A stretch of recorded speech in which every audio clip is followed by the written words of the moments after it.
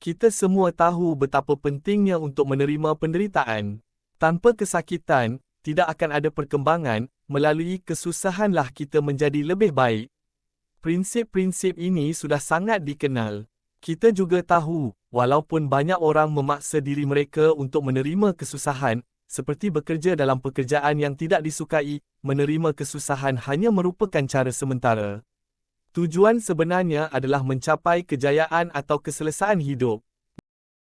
Namun, pertanyaannya adalah, jika keselesaan adalah tujuannya, mengapa tidak langsung menghindari kesusahan dan hidup dengan keselesaan sejak awal?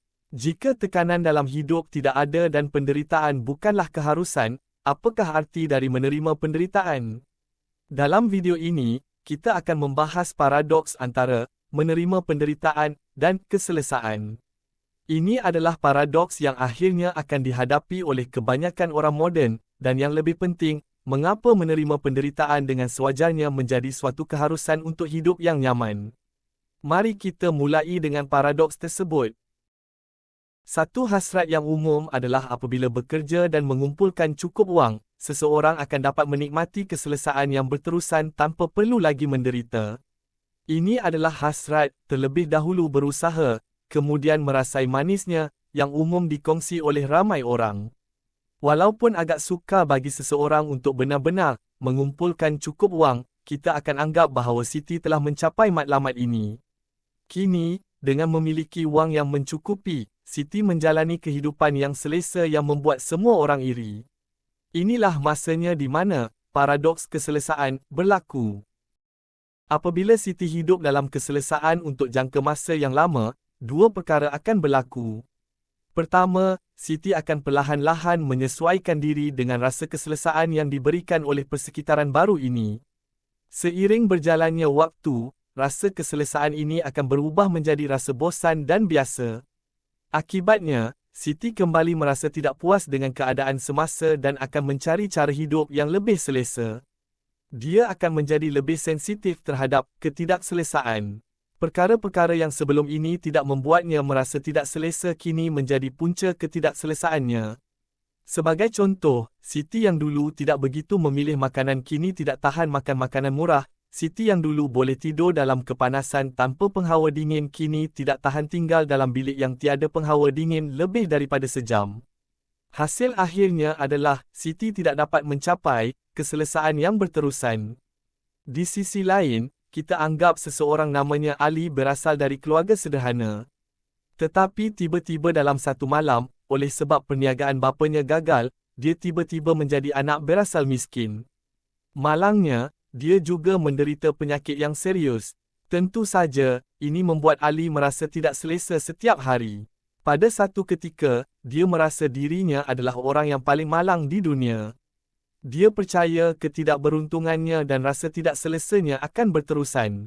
Inilah situasi kedua di mana paradoks keselesaan berlaku. Apabila Ali hidup dalam ketidakselesaan untuk jangka masa yang lama, perkara berikut akan berlaku. Ali akan perlahan-lahan menyesuaikan diri dengan ketidakselesaan ini. Pada masa yang berlalu, rasa ketidakselesaan semakin menjadi lumrah dan tidak lagi mengganggu Ali. Dia akan menjadi lebih sensitif terhadap keselesaan. Perkara-perkara yang dahulu tidak memberinya perasaan selesa kini menjadi punca keselesaannya. Dia mula berasa puas kerana menerima hadiah-hadiah kecil. Daripada kejadian Siti dan Ali, kita dapat tahu bahawa keselesaan membawa ketidakselesaan dan ketidakselesaan membawa keselesaan. Ini adalah paradoks keselesaan. Paradoks keselesaan memberitahu kita bahawa jika anda ingin hidup menjadi selesa, mengejar keselesaan berterusan dengan buta-buta akan menyebabkan anda menjadi lebih sensitif terhadap ketidakselesaan. Sini memberi satu nasihat yang bertentangan dengan sikap manusia dan mungkin kelihatan bercanggah. Jika kamu ingin hidup menjadi lebih selesa, maka berikan diri anda lebih banyak ketidakselesaan. Dalam konteks video sini, ini bermakna menerima penderitaan. Tetapi yang menarik adalah, nasihat ini telah menerima sokongan daripada penyelidikan pakar-pakar psikologi. Hasil kajian telah membuktikan bahawa orang yang pernah mengalami penderitaan yang besar akan lebih sukar dipengaruhi oleh mana-mana kesakitan, sama ada dari segi fizikal maupun mental. Ia juga menunjukkan bahawa mereka yang telah mengalami penderitaan cenderung lebih mampu merasai kebahagiaan dan lebih kuat. Tentu saja, saya tidak bermaksud bahawa seseorang harus dengan sengaja mengalami perkara yang mengerikan hanya untuk meningkatkan rasa bahagia. Tindakan itu tidak rasional dan melanggar prinsip asas. Pada mulanya, kami menyatakan bahawa menerima penderitaan hanyalah satu cara, ia dapat melatih dan menguatkan kita, dan kita tidak perlu secara khusus mengalami penderitaan besar untuk mencapai perkara ini. Sebenarnya, hanya dengan memandang penderitaan melalui cara pemikiran tertentu, kita dapat meningkatkan daya tahan kita terhadap penderitaan. Kami boleh mengaitkan rasa sakit dengan pemikiran positif akan membantu kita menjadi lebih kuat.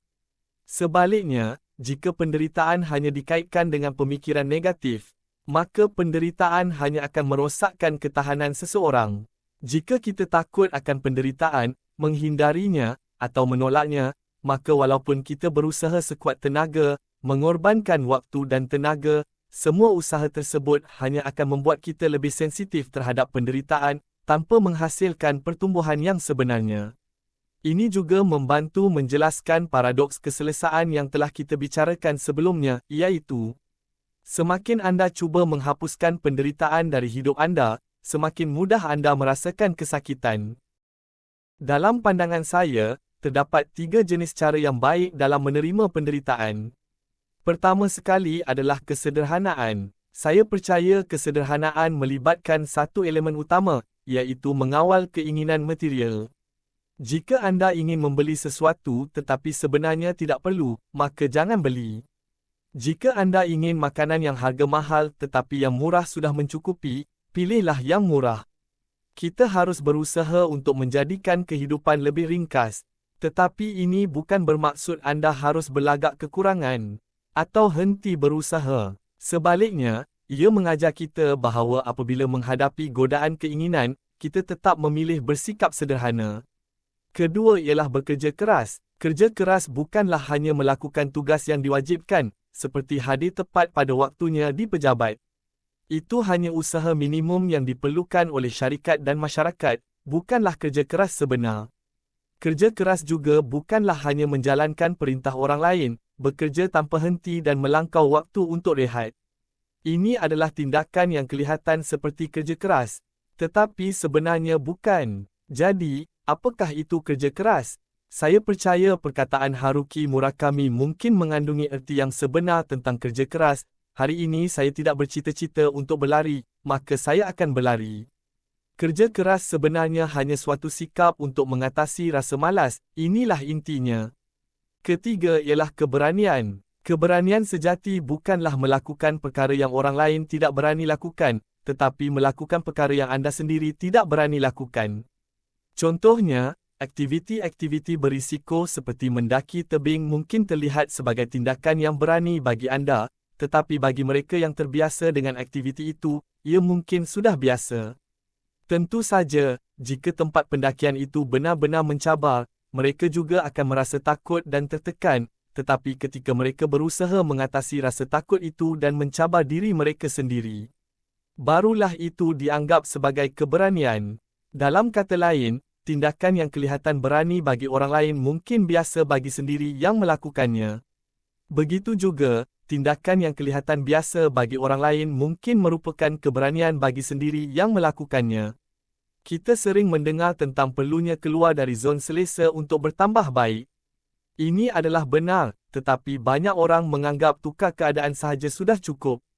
Namun sebenarnya, keluar dari zon selesa sebenarnya bukanlah sekadar menukar persekitaran. Ini adalah yang kita katakan keluar dari zon selesa. Untuk menjadikan hidup lebih selesa, yang perlu anda lakukan bukanlah mengelak daripada ketidakselesaan atau cuba untuk mengekalkan keselesaan secara kekal. Yang sebenarnya perlu kita lakukan adalah menyedari bahawa menerima penderitaan adalah sebahagian penting dalam hidup. Kemudian, kita dengan sengaja menerima penderitaan tersebut,